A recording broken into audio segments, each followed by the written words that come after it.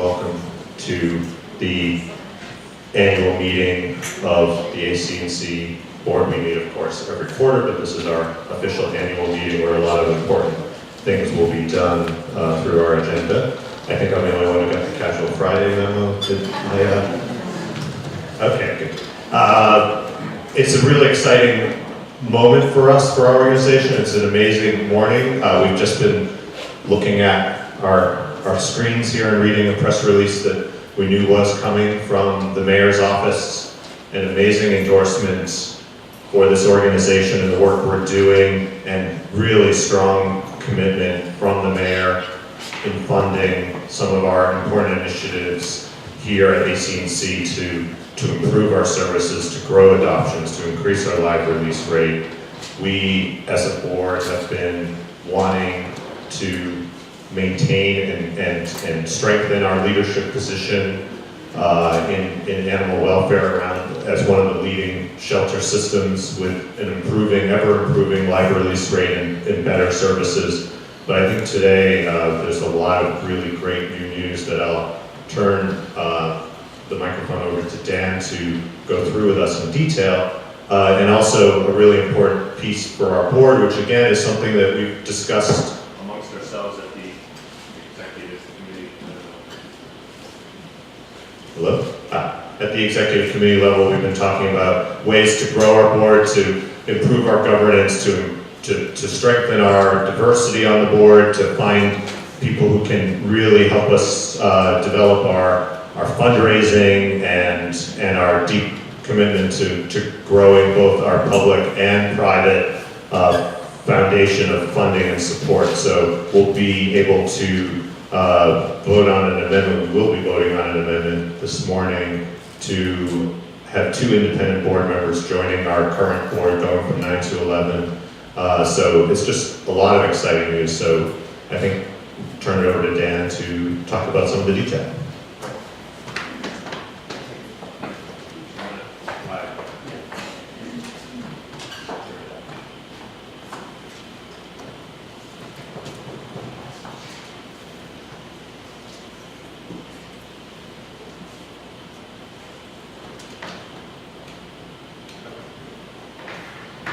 Okay, welcome everybody. It's good to see you. Good to see you too.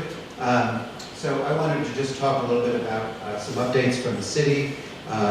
We've been working hard, as people know, over the last year, as partners in the overall commitment and improvement to the shelters. There are some announcements I want to make just about some direction we've received from the mayor as well as from the rest of the health department.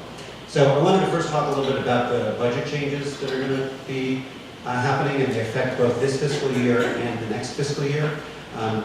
The first is that there will be a contract increase effective immediately here. The current fiscal 2015 budget will now be just over $13,109,000 in city tax levy funding. Now that, just to be clear, that doesn't include additional city monies that come through the city council or some of the borough president grants that have also happened. So that's just pure city tax levy money reflected in the OMB budget to the city.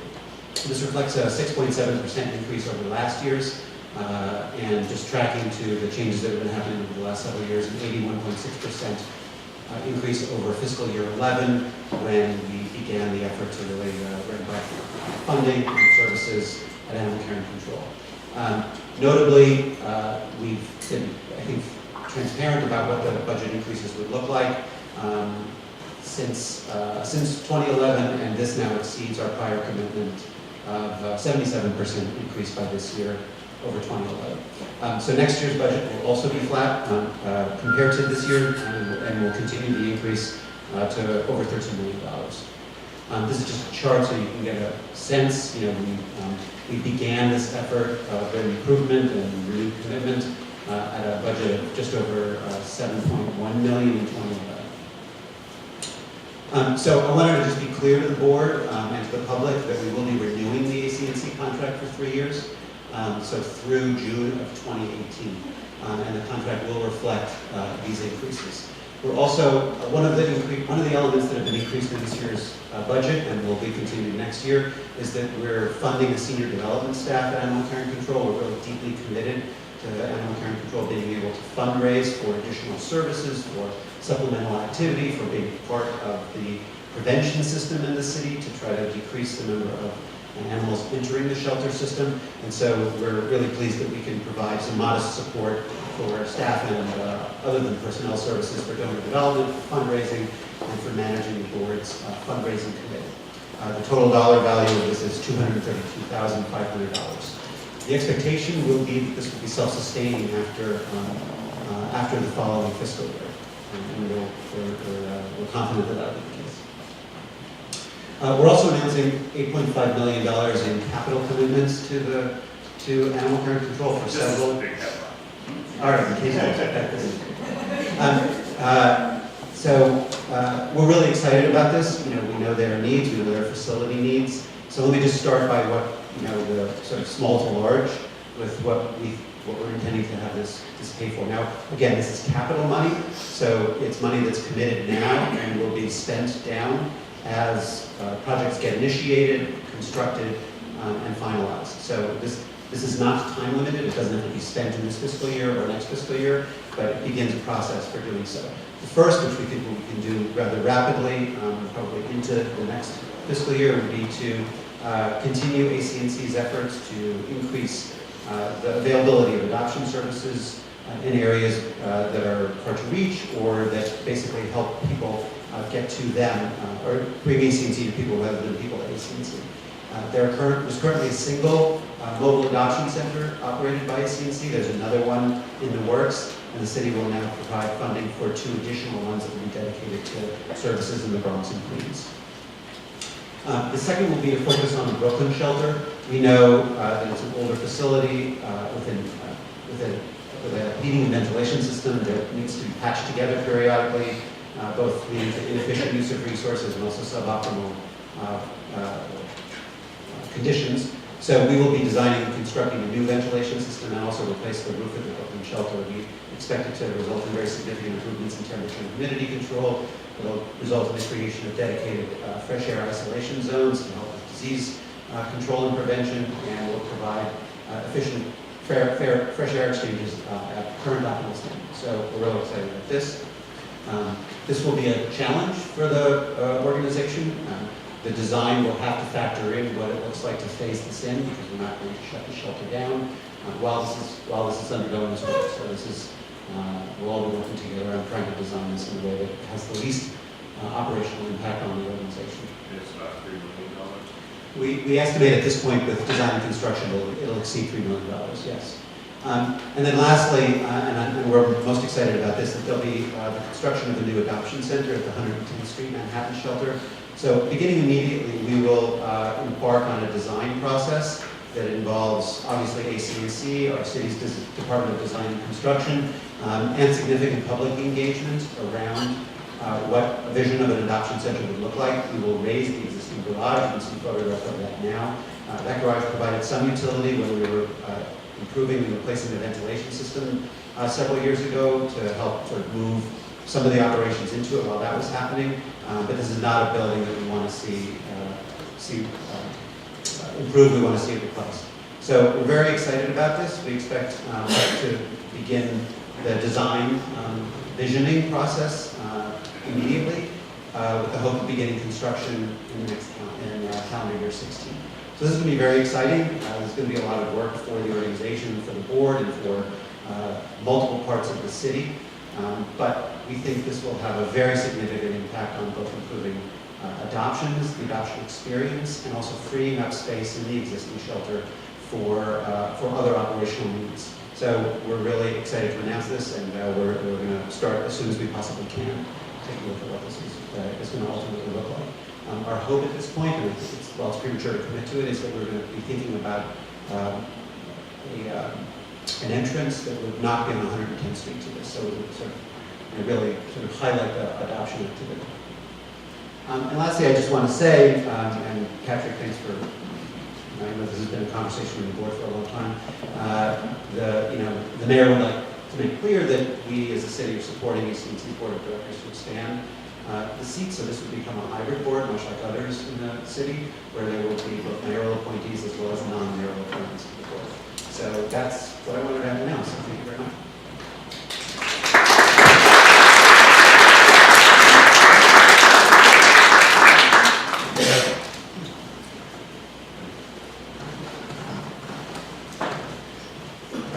Just add the board's appreciation, Dan. You've been working very hard with all your colleagues at DOH to work for this, and I also want to congratulate Risa and her amazing staff. The work that you all are doing is the reason why we're getting this additional support from the mayor's office this morning.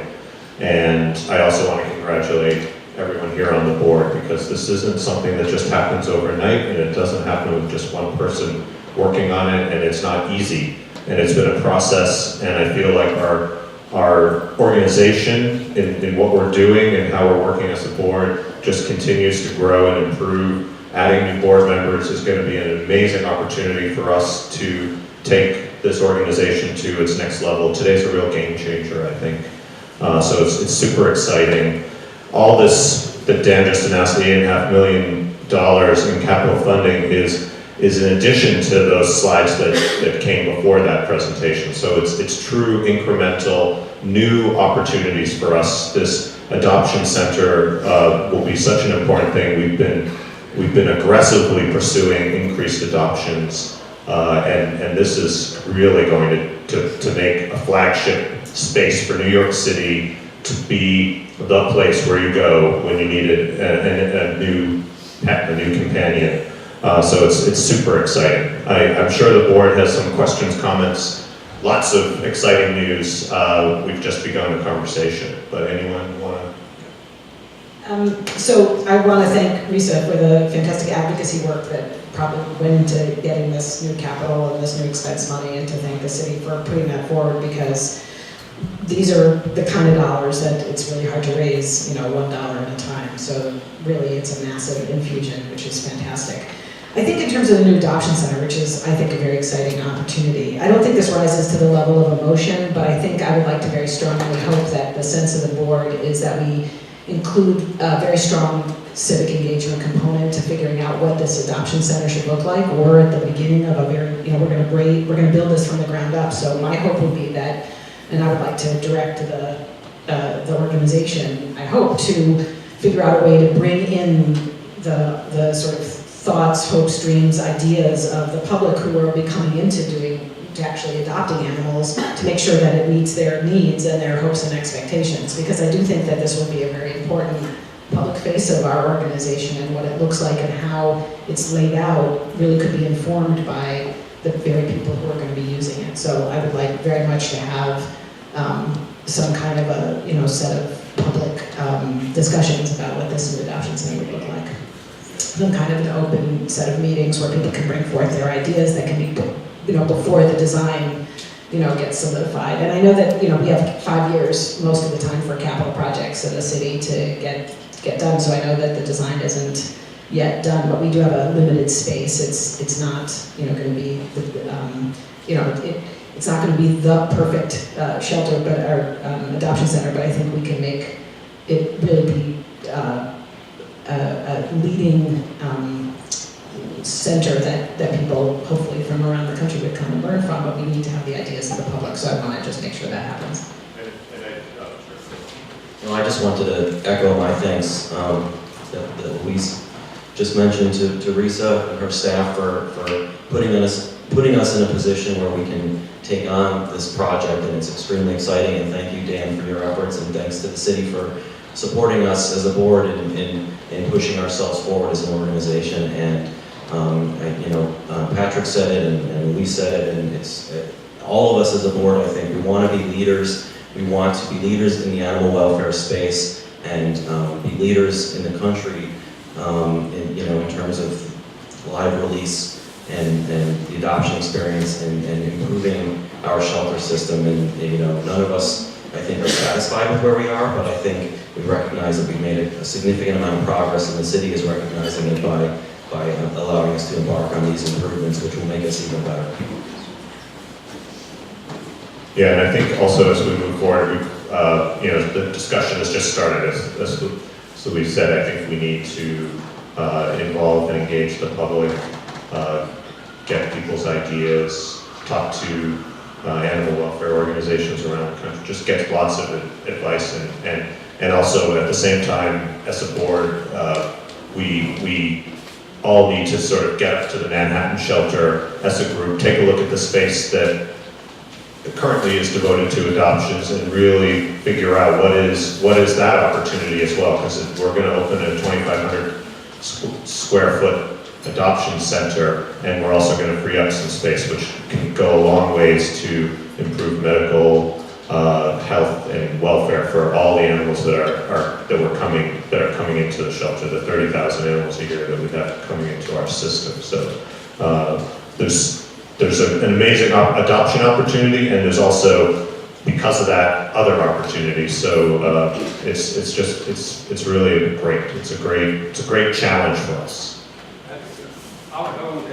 I just want to echo the thanks to Risa, to Dan, but to the people here who contacted their city council members, contacted the mayor, because that helps a whole lot. If we get the support from the people to the government, they help make this happen. So I strongly encourage people to talk to your council representatives, talk to the mayor, thank the mayor, so that we can keep this going, because we need the money from them too. So thank you for that. Yeah, I'm hoping this is just the first of many big contributions we'll be seeing in the future to continue growing and being absolute best, which is exactly what New York City should be, the leader of the world for animal welfare. So what else?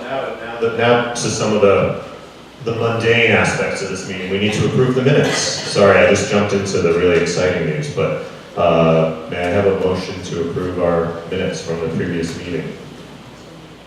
And a second. All in favor? The minutes are approved. And we also have the need to elect our officers, correct? And we have to amend bylaws. We have a lot of things. I need a little help here. What am I supposed to do first?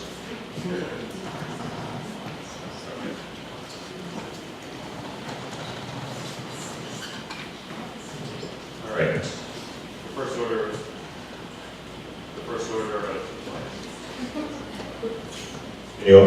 okay. The first order of business is to elect a chair, a treasurer, and a secretary. And we can do it as a slate, my lawyer tells me. I am willing to put my name forward as the chairman to continue in this role. And I also know that Elaine, you're willing to continue to serve as treasurer, and we would love that. And Dr. Kuhlman as secretary. So that is our slate of candidates, unless there's any changes, nominations, any? No? Okay, so motion to nominate. All in favor? All right, great. I'll continue then as chairman. So the next item is we have a number of committees that work hard as subsets of the board. And one of the most important ones will be our nominating committee. And I believe our nominating committee, let's see where my notes are. Right. So the nominating committee is myself, Patrick, Jonathan, Mike, and Jay. So the four of us will be the nominating committee. We will meet and we will our first course of business will be to find 2 new board members. And I should mention people who are interested in seeking a spot on our board can send us a letter of interest and their CV in care of the New York NYC ACC or to our info@nycacc.org email address. And we will be immediately undertaking that. And do we need to nominate that committee? Yeah. A second? Yes? Okay, all in favor? Okay. And then our audit committee, which is a requirement, a new requirement per the Nonprofit Revitalization Act. This nominating committee will be, the auditing committee will consist of a slate of candidates. We have Elaine, Louise, and Jonathan. And if I can have a move to approve that slate. Yes, in a second. All in favor? Excellent. Correct. And finally, our development committee. The slate of candidates from the board is Dr. Kuhlman, myself, and Elaine. And if I can have a motion to approve that slate. Okay. All in favor? Okay. Does that take care of all the committees? All right. Now the bylaws. Do you want to explain the bylaws? As we mentioned earlier, one of the announcements that we have today is that we're going to be expanding our board to include 2 independent directors. Right now, our board is composed of mayoral appointed directors, such as myself, Patrick, Louise, and Jay, and Howard, and Elaine, sorry. We call ex officio directors, which includes the Parks, Police Department, and the Department of Health. We are now, and this is, as Patrick mentioned, we've been talking as a board for a long time about expanding our board, and the city is supporting that as well. We're going to be adding 2 independent directors, which are going to be directors that the board chooses through its nominating committee. So that's very exciting. It's something we wanted to do for a while, and we're thrilled that the city supports us in doing it. So we need to amend our bylaws in order to facilitate that, and we're going to be doing that by way of a notice of motion. Risa, is that what we've prepared? Just one thing to add, because currently our nominating committee nominates a candidate for the board, and the mayor then makes the appointment. And now the new way for these 2 new board members is our nominating committee will meet and put forward a candidate, or in this case 2 candidates, and the board will vote to put them on the board. So that's the difference. I should have mentioned that. And also, again, I apologize for my rudeness, but I was so excited about all the news this morning. I failed to introduce Brian McGee, who is the Deputy Inspector Commanding Officer for NYPD, who is here today representing the police department on behalf of Robert Boyce. So welcome and thank you for coming. And now we have the motion. I think everyone has a copy of it here. It's the notice of motion to amend Article 2, Section 2.2, 2.3, 2.4, 2.5, 2.6, and 2.9 of our bylaws, which will do exactly what Jonathan just explained, add 2 new independent members of our board. So may I have, we can just vote on it, correct? Yes, so all in favor of that amendment? It is passed with complete approval. And now we also need to establish our audit committee, which I think we actually did because we just voted and put those people on. So it's not actually a bylaw change, so that's done. Our financial audit report.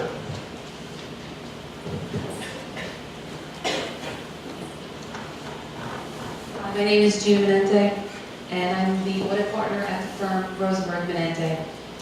The audit for animal care and patrol for the fiscal year ended June 30th, 2014 was performed under my supervision.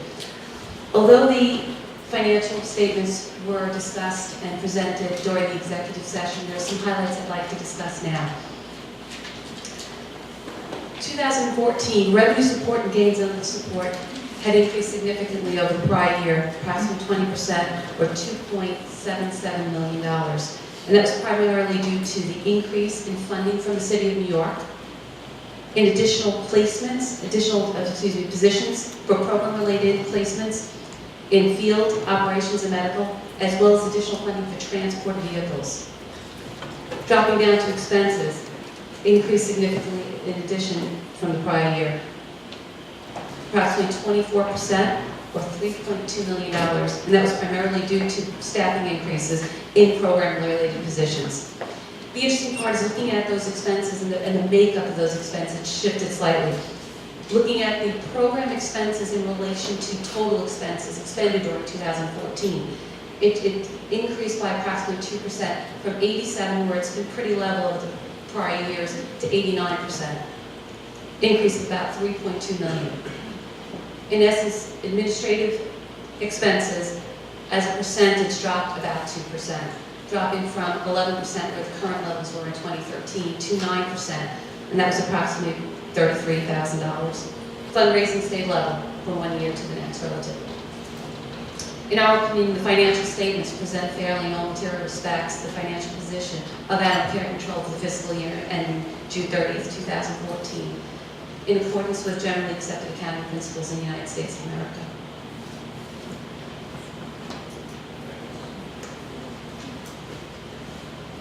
May I have a motion to approve this audit? Second. All in favor? Approved. And I should just note, one of the things I think we all can be very proud of as an organization is that for every dollar that our organization takes in, we spend 89 cents of it on programs, which is an amazing ratio for a nonprofit. The remaining money, 9 cents of every dollar goes to G&A and 2 cents goes to our fundraising and development. And thanks to this increased funding, we hope to actually spend a little bit more of that share on development, because we think it'll pay back in a large increase in what we're able to raise as an organization. So that's one of our big goals as we head into the calendar year of 2015. Mention that the financials will be posted. Yes, the financials will be posted on our website. Thank you for reminding me. All right. When they are final. Yes, okay. I think now we are moving to RISA's calendar year-end report to the board. Good morning, and thank you everybody for coming. This is a really exciting day. We're thrilled with the news of the $8.5 million. I expressed my gratitude to our staff last night. This is a fantastic result. It couldn't have happened without the hard work that everybody has put in. This is an organization that exists because of how many animals exist in New York City, and our staff works without sleep, long hours, any effort. They give it 1,000% every day, and we're driving 2,000%. We want always to be better, and the city has recognized that, has recognized our improvements, and so just so many great responses from our staff last night when they found out about the new funding. So thank you to the city, thank you to the board for the support, thank you so much to our staff and also to the community. Like Dr. Coleman said, it's really important for the city to understand what the animal issues are and to respond to the needs. ACC is only one organization in this huge city, and we have to work together as a community, and we have to work together to do better for all the animals. It doesn't just rest on ACC. We have a huge burden, and we recognize that, and we're not making excuses, but I would love to invite the entire community to continue with us along the lines of success.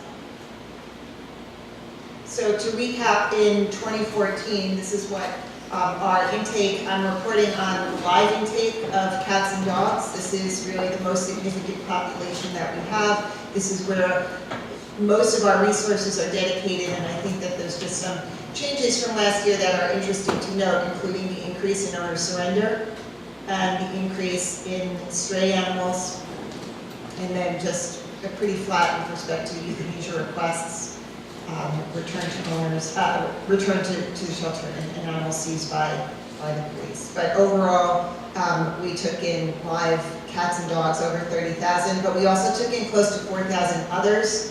That would be chickens, goats. Those are animals that we work on to adopt. We get them right out through rescue placement.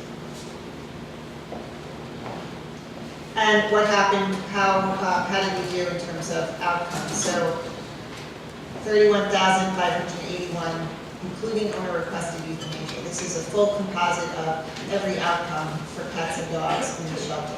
As you can see, New Hope is a really strong performer. We have 10 really dedicated staff. We have beefed up that New Hope program so that we can respond to the tremendous number of New Hope partners that are out there and groups that want to become New Hope partners. As you see, we added 27 New Hope partners, and that drove success for New Hope.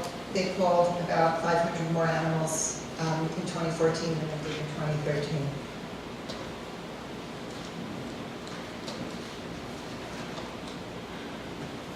So highlights for 2014, we did a lot of work in 2014, a lot of success in development. We raised $1.5 million. A lot of that was a response from the city. We applied for city council money, we applied for grants, and our experience is you just don't get money because you ask for it. You have to deserve it, you have to earn it, and we have earned it, and I'm really proud to say that the Manhattan Borough President, Gail Brewer, recognized that and gave us a grant for $85,000 to purchase an X-ray machine for the Manhattan Care Center. Our medical department does not have that, so that's a terrific development. City council funding, we received over $100,000 from the city council. Previous years it had been much lower. Much of that money was provided through Melissa Mark Viverito, who is the chair of City Council. So again, recognizing that ACC deserves additional funding. We are a really strong organization that wants to do better, and the way you do better is having more money that gets put into programs. We also received $250,000 from State Senator Klein, recognizing that the Bronx does not have a full-service shelter for adoptions, and recognizing that a very quick response to that need is a mobile adoption center. And we are very close to having that vehicle completed and on the road in the Bronx. That's in addition to the two just being announced today. That's in addition. So we have two, right, so we will have a total of 4 mobile adoption centers in the coming years. But you're also doing an amazing job at getting the word out about the shelter, about NYC, ACC as a place to go for adoption, in addition to what's happening out of those Correct. which you're finding. Right, so if you jump down a couple of bullets, you'll see the Mobile Adoption Center, which we received from a grant from Ben McKeats and the ASPCA.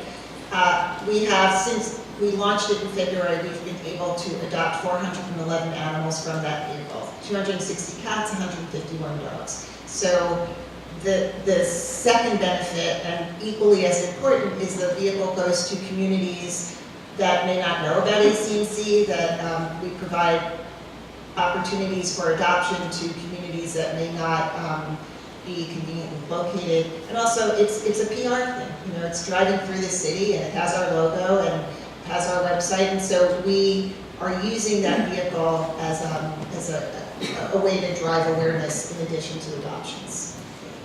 We also launched the admissions department. We really needed to focus on what is coming into the shelter.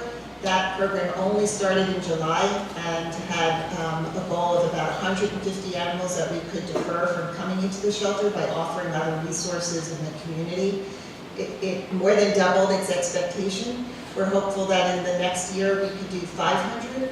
Any animal that we can defer from coming into the shelter is going to help us care for the ones who need our care. And a lot of this might be, what we want to do is, surrender doesn't have to be the first option. And if it's the last option, we're not going to dissuade someone. We have no judgment. We have really great staff who are trained in how to talk to people about what other resources there might be. Some of the resources are low-cost veterinary care grants to help pay for the needs of a pet, and the ASPCA provides these partner and care PIC grants. And we've also worked with HSUS and the Pet Health Partners Program to help people keep their pets. And in addition, we're using really high quality photography equipment donated by Heartspeed, so that on intake in the admissions department, we're getting great photos of these animals, so that if they do come into the shelter, we have a great photo of them ready to put up online so that the public can see what's available. We also introduced, through the hard work of our medical director, Dr. Lisa Levin, an animal neglect prevention program in Staten Island. And again, this is to focus on intake. If we could prevent someone from having their animal come into the shelter, that's a real win. That is going to help us manage what we have in the shelter, and we really, and you'll see in slides later on, we really need to focus on that intake. It's a hotline that was set up in partnership with the Staten Island DA's office and DCA in Staten Island. And it also provides services for residents with alternatives of what they can do to take better care of their pet and how they can keep that pet in their home in a healthy environment. I just mentioned the Mobile Adoption Center. And then another big highlight for 2014 was our behavior enrichment program, and I've spoken about it before. One of the programs that we spent a lot of time on this summer are dog play groups. The goal again is to get as many animals out as possible and making our dogs more social and really show well in adoptions and giving them good exercise and outside. That's all part of it. So I'm going to show you a quick video just so you get a sense of how great this program is and how and why our staff and our organization is so excited about it. And then after the video, our manager of the behavior enrichment program, Jen Abrams, will come up and talk a little bit about that program. We had a really great success raising funds. Correct. Part of the 1.5 million that was raised was our gala. That was in December. It was the New York's Kindness Gala, where we recognized and gave out awards to 5 individuals or organizations that really have shown themselves to be New York's kindness, either through adoptions, volunteering, or donating. We recognized. Oh, there he is. David Glicksman is here. We recognize Angelical Cats, the Mayor's Alliance, Wheels of Hope, Fenwick Keats, and Barkbox. Thank you for their effort in helping us communicate the needs of pit bulls. And the goal was to raise money to renovate the backyard so we have a true playground for our dogs, both in Brooklyn and Manhattan. It wasn't for Staten Island because Staten Island is in the process of undergoing construction of a brand new facility. So all 3 locations are covered. And also on top of that, we received a $100,000 donation from the Bloomberg Sisters Foundation in recognition of playgroups and what we're doing in behavior enrichment. So there's a lot of goodwill and good response to our efforts to promote dog socialization. So with that, I'm going to just pull up the video.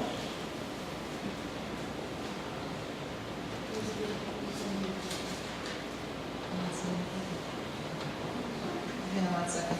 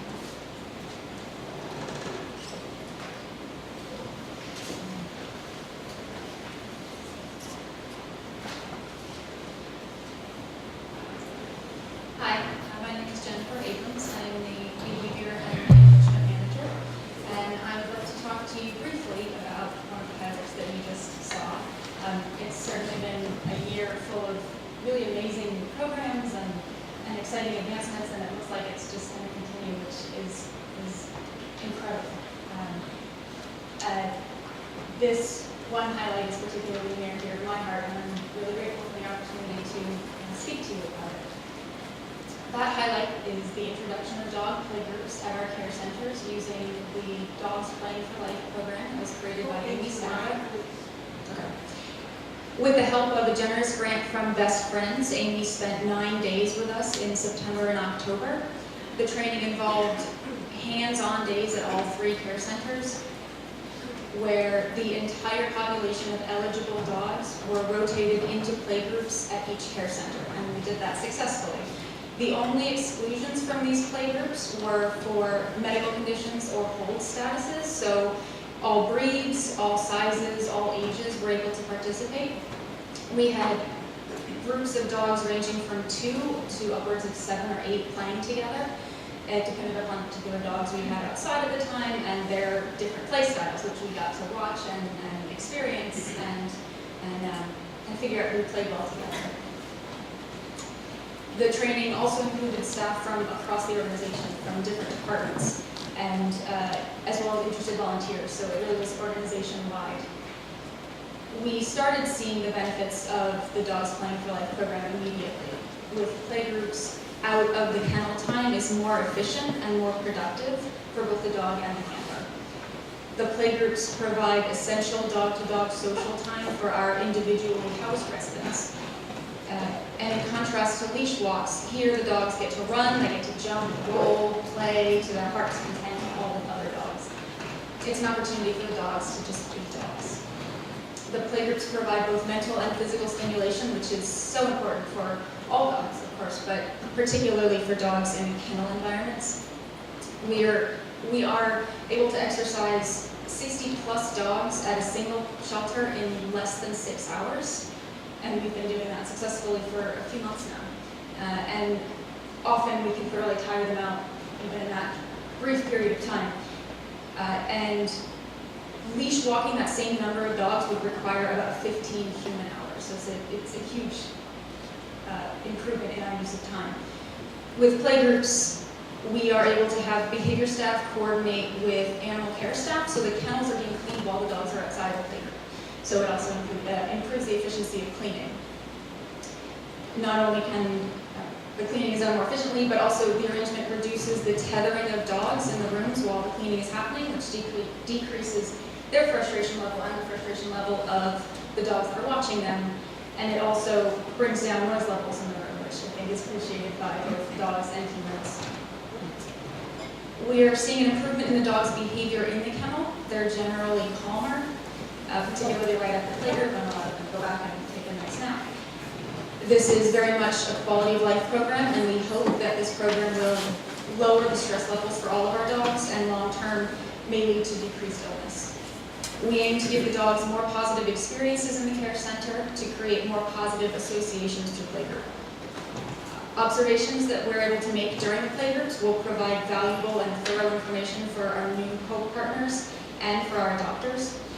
And while the dogs are clearly having a ball, it's also a really pleasant and heartening program for our staff members and our volunteers to observe and to participate in as well. The Dogs Playing for Life program was determined to be valuable enough to put resources behind. The behavior department was restructured and expanded to accommodate daily playgroups and to maximize the benefit. The department now consists of 24 full-time staff members whose focuses include enrichment, behavior assessments, and playgroups.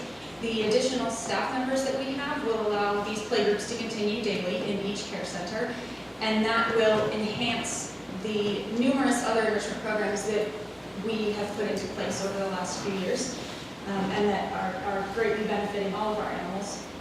Things like music, scent enrichment, treat dispensing toys, and socialization time for the dogs that are on DOH holds and legal holds, just to name a few of the things. We also now have enrichment facilitators that focus specifically on cats, so that we make sure that the cats are receiving a high quality of care and social interaction from their human caretakers as well. The restructuring and the addition of playgroups allows an increased ability to review improvements and to spot potential deterioration more quickly.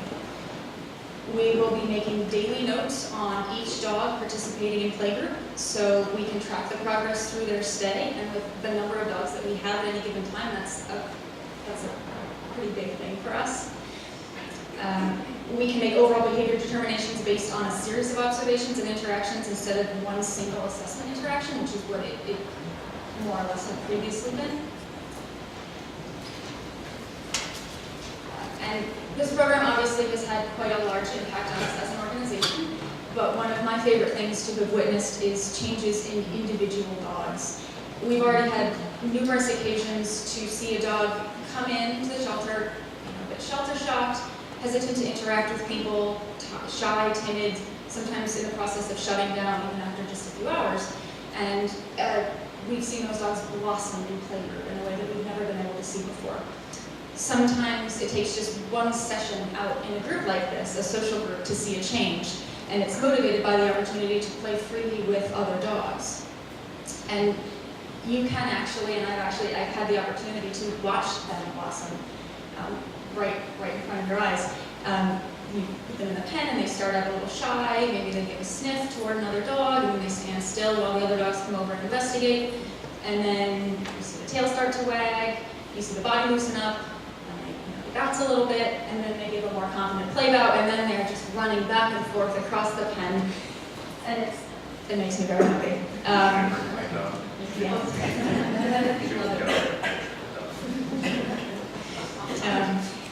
And a lot of times following this blossoming, we see that dog who was prior had been afraid to interact with the handler, maybe cowered away, avoided interaction. They will actually go up to the handler and solicit attention, solicit affection. So instead of avoiding, they're looking and asking for attention, and that makes a huge difference in our assessments. It makes a huge difference in their stay in the shelter.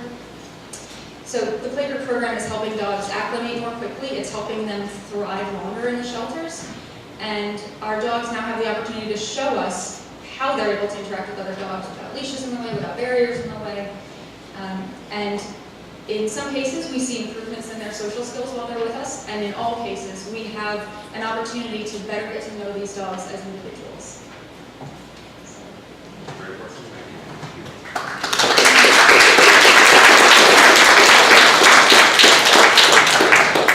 So as you can see, it's a terrific program, and it's as Jen said, it's great for the dogs, it's also great for the staff, and it's great for the public because these dogs are really, they're just doing so well, and it helps drive adoptions. And also I just noticed that Jamie Lynn Rubin and Judah Batista is here somewhere. Both of them are from Best Friends, and this training was provided through a generous grant from Best Friends, and so many thanks to you.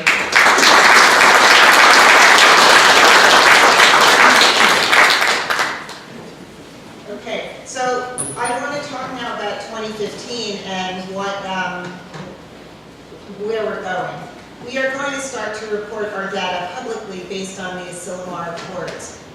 We have been measuring our animals with the Asilomar Accords since 2011, but we haven't really reported data in that way.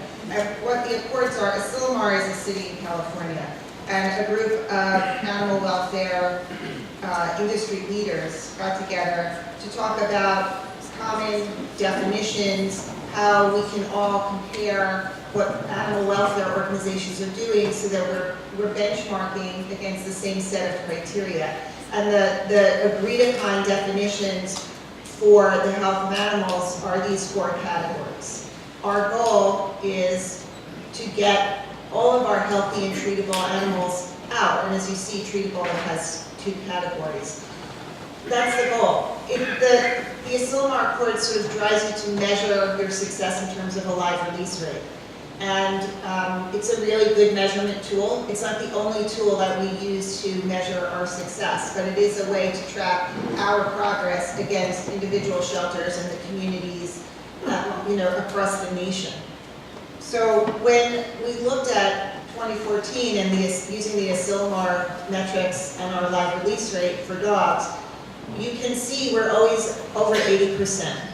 That's a tremendous success, but we're not done.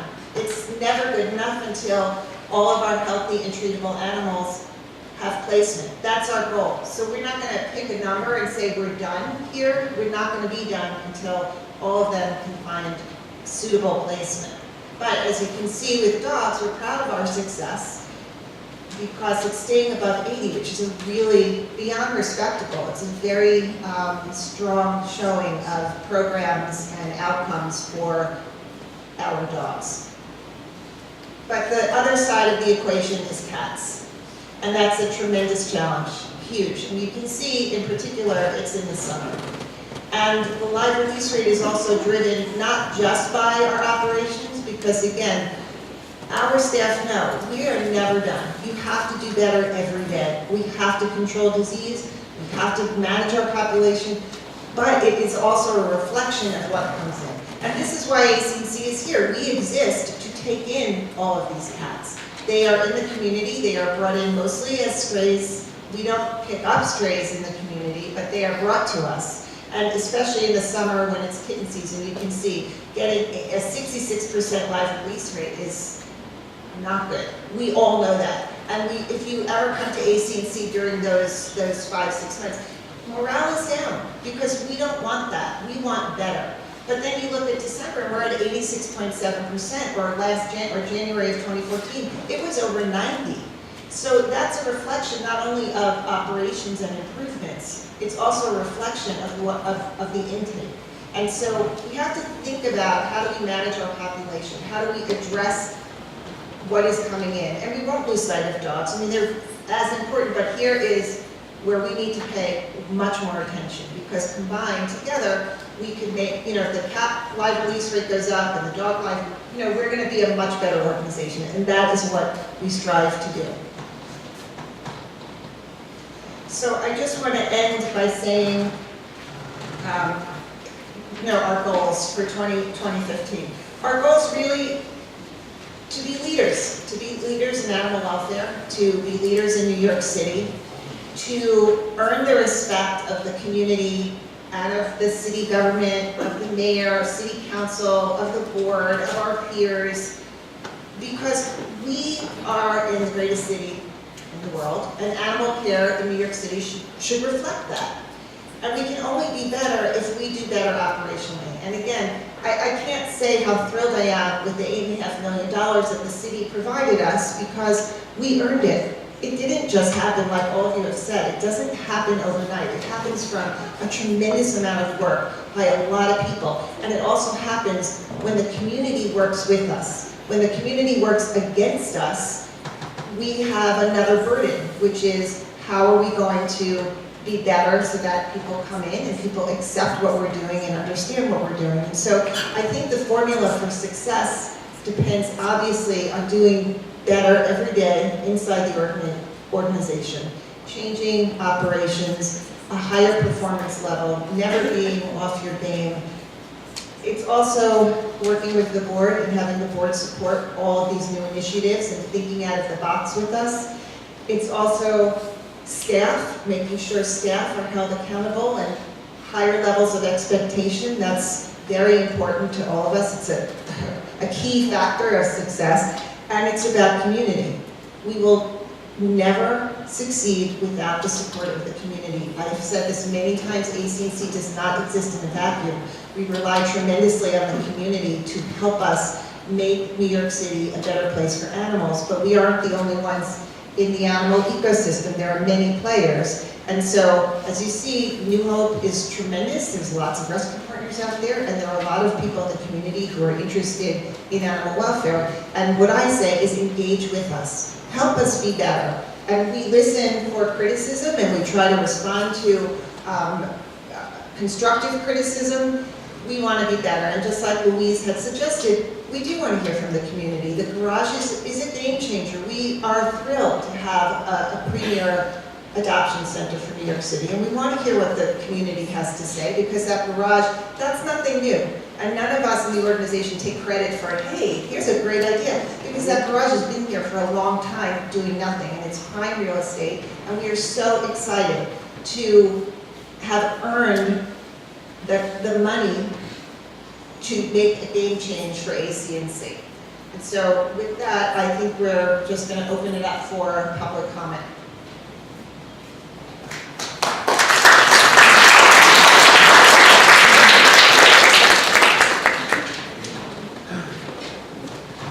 Okay, the first person on the list is Andy Post. Yeah, and you'll have 2 minutes if you want to try to get it. You could just, whatever. All right. So I came here today, this is my first time here, and I have a lot of questions that I'm hoping maybe one person can answer, maybe Risa. My first question is, what is the procedure for chipped animals? Do you scan the whole body? Because chips move.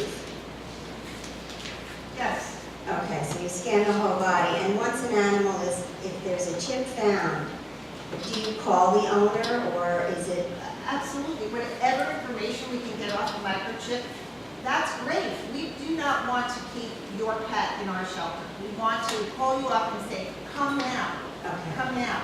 But the way the law is and the way we hold on to animals, people have a week, sometimes 10 days. Sometimes they don't get there right away. Well, that's what I'm if we can afraid of, identify yeah. somebody, we want them to come in. And we have a lost and found program, so we search the internet and post it to people. Okay, so you Yes, it's not do just reach that. out, okay. All right, and how is it decided which animal dies? What's the triage there? I mean, my hope is that it would be first, the worst behaved. Well, instead of talking about your hopes, let me just talk about what we have, right? We have many animals in the shelter. We assess them based on health and behavior. An at-risk list is created when one or both of those elements are putting the animal in a situation where they either can't be placed with the public or no one has shown any interest in them and their behavior and their health has taken a turn for the worst. So they're on the list that's called the at-risk list, which is made public. And the public can see who is at risk. At risk does not mean they will be euthanized. At risk means they are in a category that puts them at risk because of health and behavior. Do we consider kennel cough and things like that not treatable? No, that's treatable. Okay, But so unfortunately, that wouldn't be as much of a The risk. big challenge we have is that treatable animals are at risk of euthanasia. That's what we need to change. Okay, And I have so many you questions. know what, you can email us, you can Okay. email our info account, or we'll stick around afterwards if there's some space and talk to us. And there's a lot of staff here too, if you want to, if you have specific questions. Okay. Thank you. The next person is Marion. I do, but my time is up. The next person is Marion. Yes. I'd rather stand there so people can hear your answer. Okay, everyone can hear? I can't tell. Okay. My name is Marion Koenig. I'm a co-founder of the Bronx Animal Shelter Endeavor, BASE. We are a grassroots alliance. Bronx residents, experienced animal welfare advocates, and rescuers. The present infrastructure of New York City's animal care and control has resulted in the residents of both the Bronx and Queens counties being underserved when compared with the rest of the city. In Bronx County, the cumulative impact of large parkland, empty lots, industrial zones, foreclosures, ethnic beliefs and non-neutering, homelessness, flooding, has severely overburdened local rescuers, including myself, who cannot keep up pace with the overpopulation of street cats and dogs in this borough with the sub-quality animal shelter services currently in place. They submitted to Mayor de Blasio a detailed proposal for the overhaul of the New York City shelter system, including support letters from Bronx community planning boards and civic organizations, as well as petitions of over 1,500 signatures. New York City Department of Health and Mental Hygiene Commissioner Mary Bassett acknowledged this proposal in a letter, saying the many letters of support from elected officials and many interested parties in a petition you enclosed highlight the importance of these issues in your community. We would like to inform you that the mayor's office is considering your suggestions. Bay supports Councilmember Paul A. Malone's intro bill 485, a local law to amend the administrative code of the City of New York in relation to animal shelters. Bay supports Councilmember Richard Torres' suggestion to build the Bronx Animal Shelter near Lehman College, which will provide permanent jobs, part-time jobs, educational programs. I thought it might be nice to let you know where we are. Yeah, I'll give you the two questions. We understand from personnel at the Bronx Receiving Center that there is only one driver for the entire Bronx borough. And the intake animals wait in the storefront, A, C, and C, to be transported until the driver finishes other duties. Is that true? One driver? All already correct? Correct. We have a staff of, what is it, was it 15 in field? We have, yeah, well, field is, it's like the center where calls get dispatched. We send, based on a triage basis, we send a driver to the Bronx or to Queens to take the animals to their respective shelters for full service, right? We do not have just one person. If they need 2 people, we send 2 people. We have a robust field program. So you're incorrect, and whoever told you that misspoke. Well, we were in your community, we were in the storefront. We were in the storefront, AC&C storefront on Fordham Road. And we talked to the personnel, we spent many hours there. When an animal arrives injured, it can sit there and wait in that place for hours, for the full day until the driver arrives. And I know what you're saying about triage, but I also noticed that when they come in, they say, you said that they're very warm and welcoming, they say, if you bring your animal here, we're probably going to have to put it down. Thank you for telling me that. I appreciate that. No, it doesn't, and I appreciate hearing that, and that's the kind of information from the community that's really helpful, because that's completely inappropriate. That is not... The field is not working, the field thing is not working, because we call from the Bronx, our stray cat community. Okay. In our contract, we do not pick up stray cats. You can bring stray cats to the organization, but we do not, or the Bronx or Queens. Yes, they are receiving centers for stray animals and surrendered cats. Yes, I have. Yes, I have. I'm happy to talk to you afterwards. You have taken up more than 2 minutes. I'm sorry.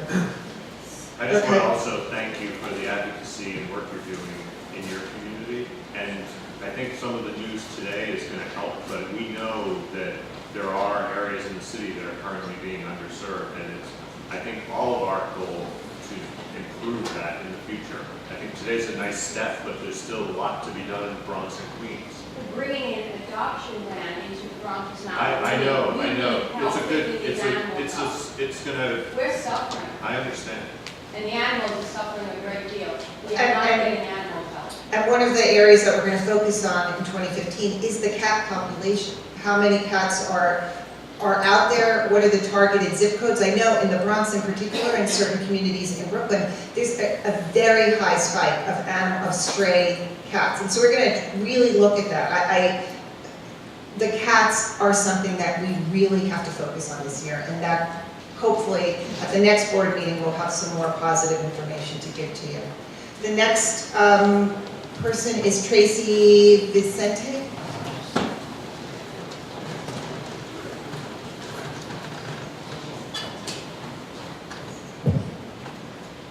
Thank you. Okay. While we have this meeting, you have 7 adoptable puppies under 1 year on the euthanasia list today, ranging from 4 months to 10 months. Transparent public outreach will reduce and prevent this. If San Francisco can do it, so can you. And they've been doing it for a long time. In a city of over 8 million, you have only 15,000 likes on Facebook. When rescues that save your animals have 500,000 or more and use it to save lives every day. Online and TV media is going to help you, not wasteful mailings. It's not going to work. Please extend the 18-hour deadline of your at-risk list. Other shelters across the country give days' notice before they euthanize. Many people are at work. You could save more. Please wean your dependency on New Hope partners. The $8.5 million addition over time will hopefully, decrease that because they're exhausted. And, trying harder to promote these animals online will get them adopted. Please invest in your employees and volunteers. They're your greatest asset. Their photos and videos save lives every single day. You now have dogs with pneumonia and UTIs in Manhattan. When I took a friend of mine to rescue a dog, that dog was urinating pure blood upon leaving. So she had to treat that dog, just so you know. The play groups are amazing, but there have been Department of Health holds after play group. If a few of them get a run, if they're anxious, if they're calm when they enter the play group, maybe that won't happen. Trainer outreach. If you reach out to trainers, professional trainers in the city to do services and have events, maybe they'll help with the owner surrenders that have too hyper, too strong. Maybe they can help them. If it's not, Okay, can I say one more? Okay. I'm very sorry about Goya, but Alyssa was in your shelter for 7 days in excruciating pain. That's all. Thank you. So you have raised a lot of good points, a lot of good suggestions, a lot of room for improvement, and you have also said some things that are factually incorrect, and I am happy to talk to you afterwards and go through your list, including the list of puppies that, I'm not sure where you're getting information, but let's have a conversation. There's information that we can improve upon that you gave us, but there's also, in particular with Goya, there's stuff that's not true. So, I am sorry about Goya, like that, I We don't are. want to diminish anything about any dog ever. My point is every life matters. We agree. Every life does matter. And we were committed to caring for Goya. What happened to Goya was a tragedy for all of us. We were all, that was a sad day. Risa,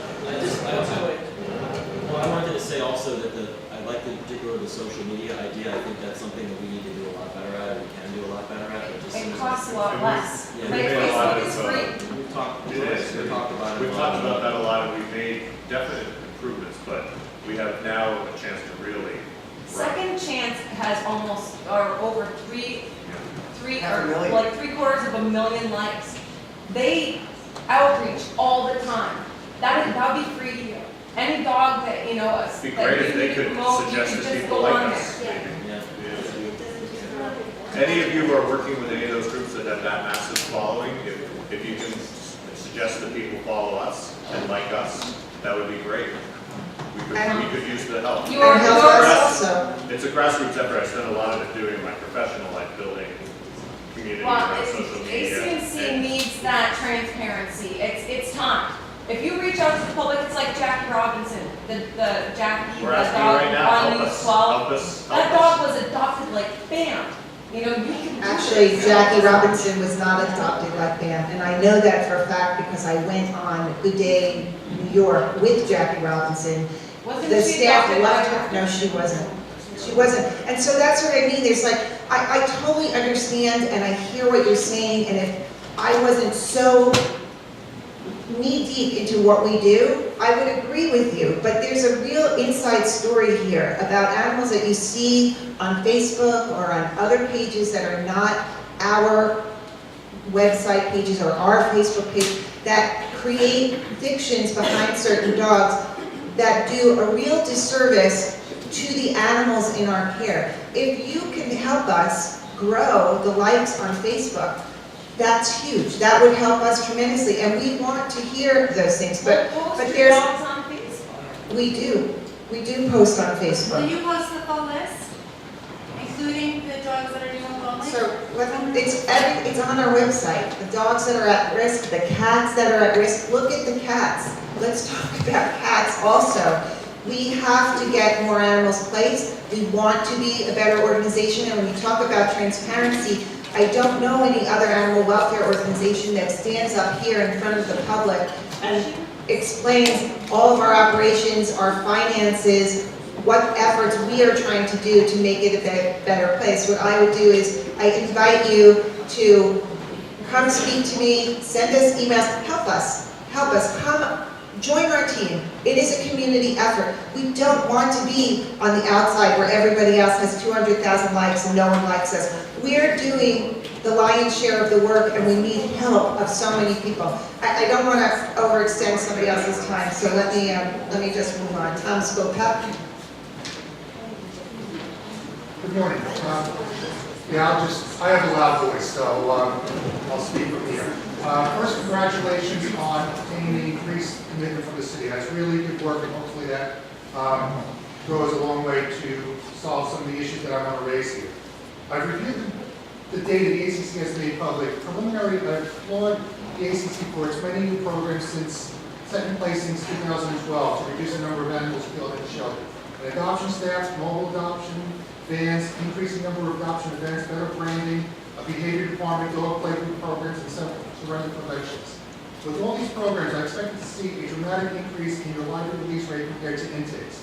Instead, I see trends that concern me and should concern everyone else who wants to see the ACC be a progressive shelter system that is truly no kill. I prepared a detailed analysis of the ACC data and the problems these numbers present. We'll start with the library release rate. In 2013, the ACC achieved a great accomplishment of double-digit improvement while intakes remained flat. However, 2014 has shown no improvement and actually slight regression.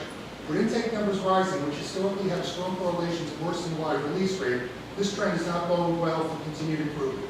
You continue to rely on rescue groups to do the bulk of life saving while your direct adoption numbers have plateaued.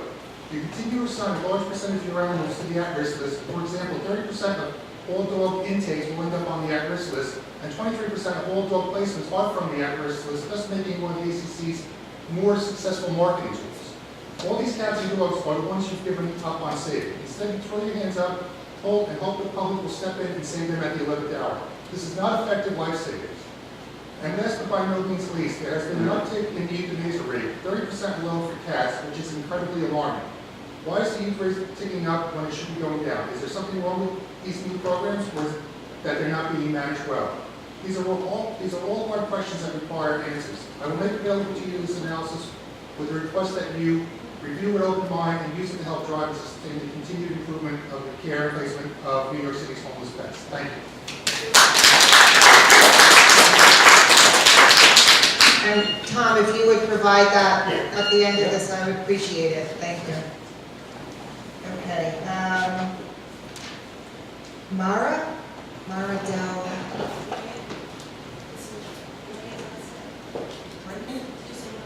Is it Maria? I can't read your handwriting. Yeah, Maria Del. Yes. Several questions. Do you advise people as a when surrenders, older surrender? Do you advise them as a in a small shelter? Because that makes each other look pretty ignorant passing laws. Can you repeat the question? Couldn't hear the question. She just wants to know if you advise She people. can ask her question. Do you advise your owner surrender that is a high-class shelter? Maybe it will deter them from being your passing laws. We have an admissions department, which I spoke about earlier, and the staff in admissions has a conversation with anybody who's bringing their pet in. You don't just come to the front counter, leave your pet, and go. It's a conversation, and we say, these are the options that could happen. We may place your dog or cat for adoption, they may go to rescue placement, or they could be euthanized. But it's a conversation with the person. When the person comes to surrender an animal, it's more about who they are and what their needs are, and so much less about who ACC is. And I would take issue with you, as I said, we're looking at the Asilomar Accords and benchmarking against other animal welfare organizations, especially those that are open admission to any animal that is going to be surrendered. And we're in a category where we have a lot of work to do. We want to save more animals, but we will take them in. If someone can't care for them, we will take them in. And hopefully, we can provide services so that they don't have to surrender them. Zelda Penzel.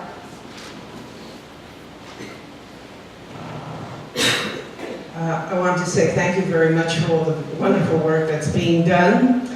I also want to mention to you, in case you don't know, that many of us who advocate for animals have actually met with the deputy mayor, with the commissioner. We've gone to meetings with them. We've been calling, we've been writing. And so I just want to say Dr. Kuhlman did acknowledge some work that's being done by the public. But there's a lot of behind-the-scenes work that's been going on for years, and particularly since de Blasio got in because of his animal-friendly outlook, to help move this project along, which I'm very happy to hear about. I also want to mention that you might find it of interest to consult with people who are having great success, who have an absolute outstanding record. One of them is a woman called Bonnie Brown, the executive director, former executive director of the Nevada Humane Society, an outstanding leader for 6 years, realizing amazing life-saving accomplishments with over 55,000 pet adoptions and a 94% shelter and community-wide save rate. In Washoe County, Nevada, is now among the safest metropolitan areas in the country for homeless pets. It's an open admission, no-kill shelter, and it's become a shining model for communities all over the nation. She has now become a consultant called Humane Network. I think it would be worthwhile investing some money in speaking to people who know what to do to make things happen. I also wanted to ask a question, and that was about euthanasia requests. Certainly, some of those animals may be ill, dying, whatever. But I know that very often people turn in animals because they can no longer cope, they have to move on, and they have nowhere to go with them. Do you kill every animal who is turned in with a euthanasia request? Thank you first for your suggestion, Zelda. And if you have Bonnie Brown's contact information, I'd be happy to take it from you. Additionally, I have been working with executive directors across the nation and having a monthly conference call with them on best practices, including San Antonio, Miami, and Austin, and the ED who left San Antonio is now in New Hampshire, and so she's part of the call. And we look at, some of them have a 90% live release rate on cats, but they're at 60 for dogs. So we're sharing information and trying to understand commonality and problems, and what did you do differently? How did you get to 90? And we'll tell you what we're doing for dogs. So it is important to talk to other people, and that's what we're doing, and all our staff do that. We don't operate in a vacuum. With respect to owner-requested euthanasia, that is a decision that most people make when they have come to the end of the line with their dog, but again, or cat, or whatever animal. I can't emphasize enough the importance of our admissions department and the reason why we created that. It is to get the best information from someone who's been with that animal for their whole life. Why are you requesting euthanasia? If it's not legitimate or clearly there's a healthy dog or cat, we will look at that, we will have that conversation. But what we've seen is the people who are coming in at that point, they're honest. They're honest, they're not faking this. They have been with these companion animals for a long time, and there is a legitimate reason. But of course, we want to vet out anything that's suspicious and be a humane organization. We're very interested in the welfare of that animal. So while we want to be a service to the community, we also have to balance that with what is right for this animal. Okay, next person is Kate Holt.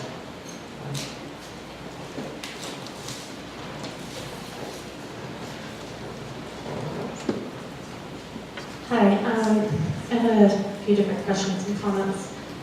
The first is, I don't understand how we can be a leader in any sort of example of the shelter if we don't give the sedative to dogs who are euthanized.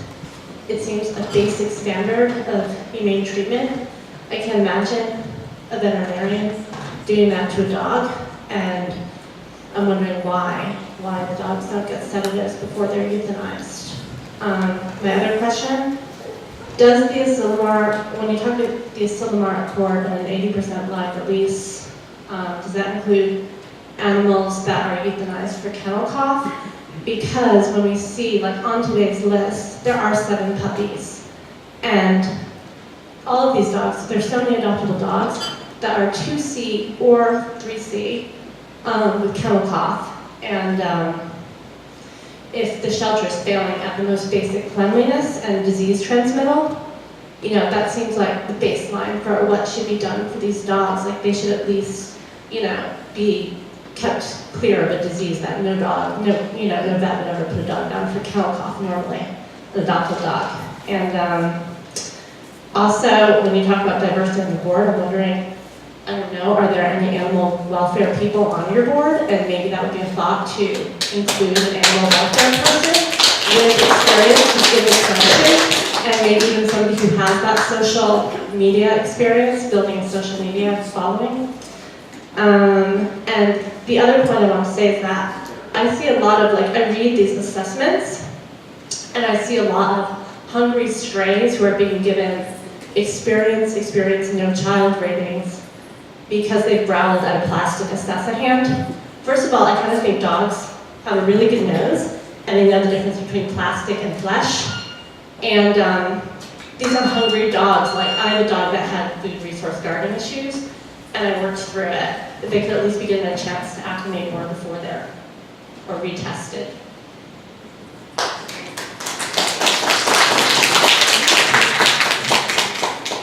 So there's a lot of things to say there.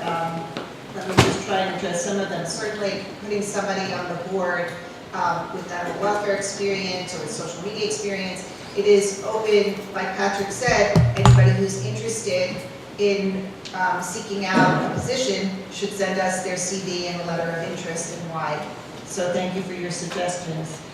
With respect to puppies that are at risk, again, without knowing the specifics, I've been here all morning, so I don't really know what you're referring to, but we have staff here who I'm sure are going to check the list. But at risk does not mean that they will be euthanized that day, that moment.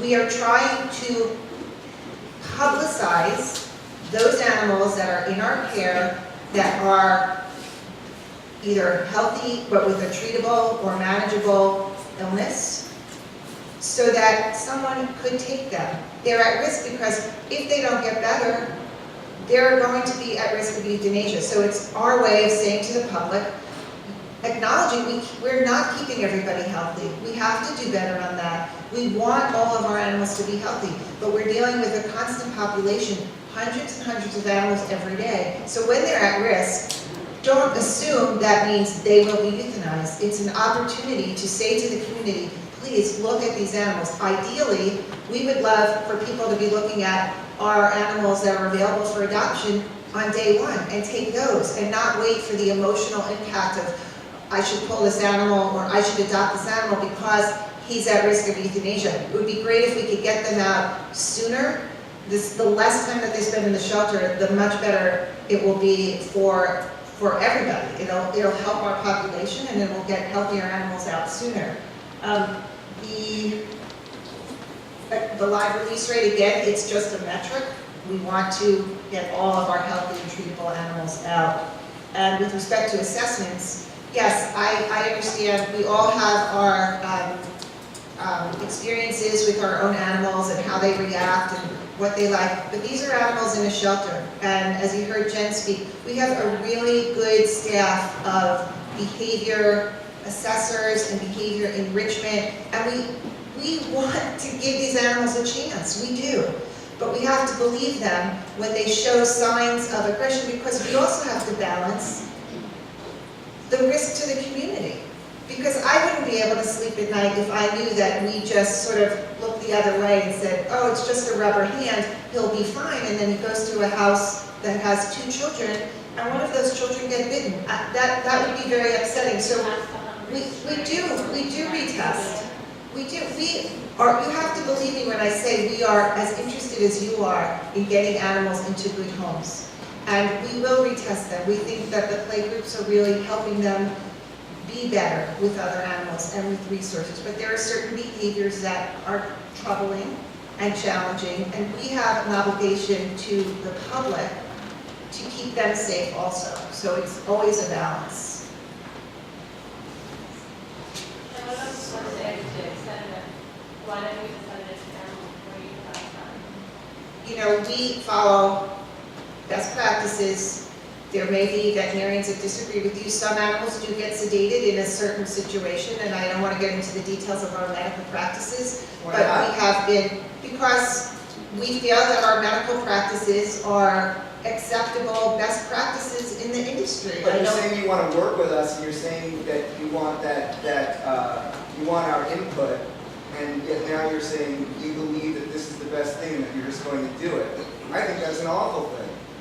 I think these animals approach a euthanasia room, they're panicking, they're completely heartbroken, and that's the way their lives end. That's not humane at all. I think that you are casting a lot of assumptions on the process of euthanasia. It is not something we take lightly. We are not killers. It is not.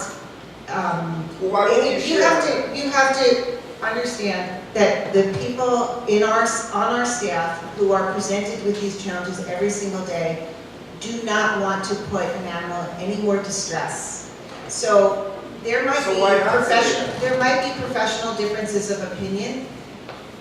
We are happy to engage with you about what your research has shown and what our best practices that we follow have shown, and we can talk about it. But like any organization, we have a certain way of doing things, and this is not unusual in the animal welfare world. That's not a good answer. If you're committed. So let's move on to the next speaker so we can get through everyone. We have 3 more. Rosanna, is Rosanna here? I can't read. No, I changed your mind. You changed your mind, okay. And Jay Braun, that's you. I want to talk about cats for a second. We know that Dr. Levin, and I appreciate this, was very candid last meeting, that ACC shelters were not designed to care for animals, and as a result, they're very dirty and disease-ridden. And I want to say that I've been going to these meetings for years, and I so appreciate, and I'm saying this to everybody on the board, the attitudes have changed so dramatically over the past few years, and that's very, very appreciated. And I definitely see you making a better effort. But I have also seen in this meeting, people are reaching out to you, and we're sort of glossing over a lot of the things people are saying. The fact of the matter is, animals do enter your shelters healthy, get sick while they're in your shelters, and are then euthanized, and that is not acceptable. However, back to what I was saying before, I see that you've been fighting canine influenza upon entry, and I think that's fantastic, and I thank you again and again for that. I'm wondering what you're doing as far as cats goes to prevent things like spam leukemia, calico virus, FELV, FIV, and upper respiratory infections. These are things that your cats can catch in the shelters and then get euthanized for. What are you doing to prevent those things upon entry? That's my question. There's a lot of things, but most importantly is having the capacity to care for all these animals. And so we need to always have a full complement of staff. In fact, we need to have 3 times as many so that if someone goes on vacation or calls out sick or leaves for whatever reason, we're not short-staffed. And that's a challenge that is, it's a constant because it's a lot of animals to care for and it's a stressful job. So the goal for us is to always have enough people on staff to clean, to monitor animals, to observe illness, to go from the medical department. See, we're adding staff. I agree. Healthy animals, it should not get sick. We don't want them to get sick. We have to address trying to reduce illness. One of the best ways to do that is to get them out sooner.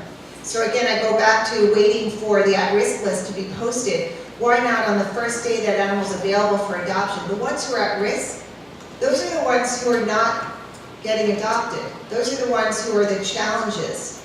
So maybe we can change the conversation to say, how can we get animals out of our shelters sooner so that we can try to reduce the population, which will help us address disease. But yes, I agree. If you have that program for dogs, where you're inoculating these dogs or trying to prevent these things from happening, I would like to see the same program for cats. That's We what I'm agree, saying. absolutely. And if there is something there, Dr. Levin, that's her as the medical director. She needs to investigate and help us figure out funding resources. The canine influenza vaccine was through a generous grant from the ASPCA. So there's a lot of partners out there who do want to help save more lives and help get animals out the door and also keep them healthy while they're at ACC. It's a combination of a lot of things, and I do appreciate what you're saying. And I really try not to gloss over anything here, but there's so many questions and there's so many people who want to engage with us. And again, send me an email or send our staff, or stick around and talk to our staff.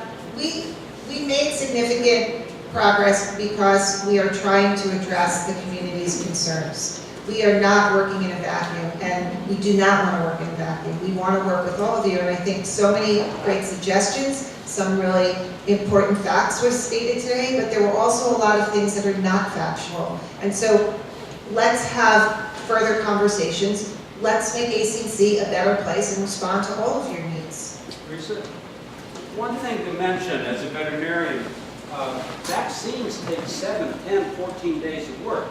So when an animal comes in stressed, whether they be found or relinquished, the vaccine doesn't work immediately. You have to give one vaccine off and get a second booster shot.